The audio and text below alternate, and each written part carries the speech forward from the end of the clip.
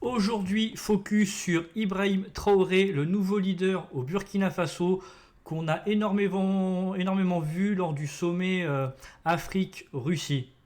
Ibrahim Traoré, né en 1988 à Bondokui, au Burkina Faso, est un militaire et homme d'État burkinabé.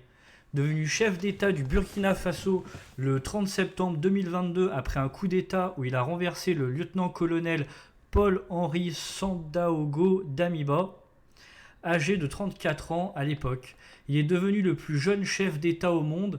Avant cela, il portait le grade de capitaine au sein de l'armée et était à la tête du mouvement patriotique pour la sauvegarde et la restauration. Ibrahim Traoré a grandi et fréquenté le lycée mixte d'Akarville de Bobo Dioulasso où il a obtenu son baccalauréat en 2006. Ibrahim Traoré, contrairement à son prédécesseur Damiba et bon nombre d'officiers burkinabés, n'est pas issu du Prytanée militaire de Kadiogo, PMK. Après des études universitaires en géologie à l'université Joseph Kizerbo à Ouagadougou, il intègre l'armée en 2010 et fait sa formation à l'académie militaire Georges Namoano, où il sort vice-major de sa promotion.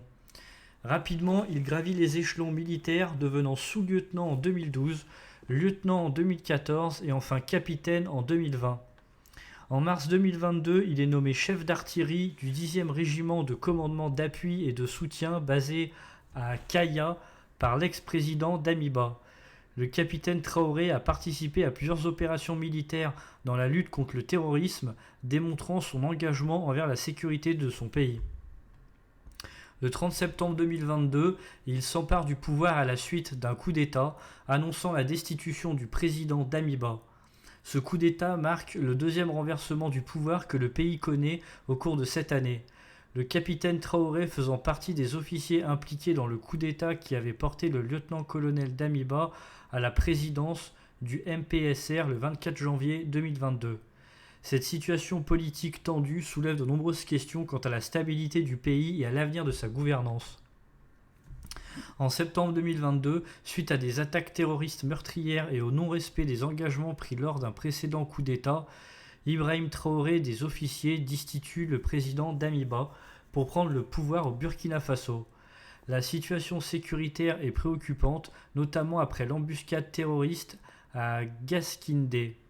Damiba démissionne le 2 octobre et un acte fondamental rétablit la Constitution, déclarant Traoré chef de l'État le 6 octobre. Il est investi président de la transition le 21 octobre. Son gouvernement s'engage à durcir la lutte contre le terrorisme en recrutant 3000 militaires et 50 000 supplétifs pour la défense du pays. Dans un grand entretien télévisé en février 2023, Traoré annonce des offensives contre les djihadistes et appelle au soutien populaire. Il renforce la coopération militaire avec des pays comme la Russie, la Turquie et la Corée du Nord. En avril, il décrète la mobilisation générale. Merci d'avoir suivi cette vidéo, n'hésitez pas à me dire en commentaire ce que vous en avez pensé, si vous appréciez ou pas ce type de vidéo où justement on va parler d'un événement ou d'une personnalité qui en ce moment fait l'actualité. Donc dites-le moi en commentaire, moi je vous souhaite une bonne soirée, à la prochaine.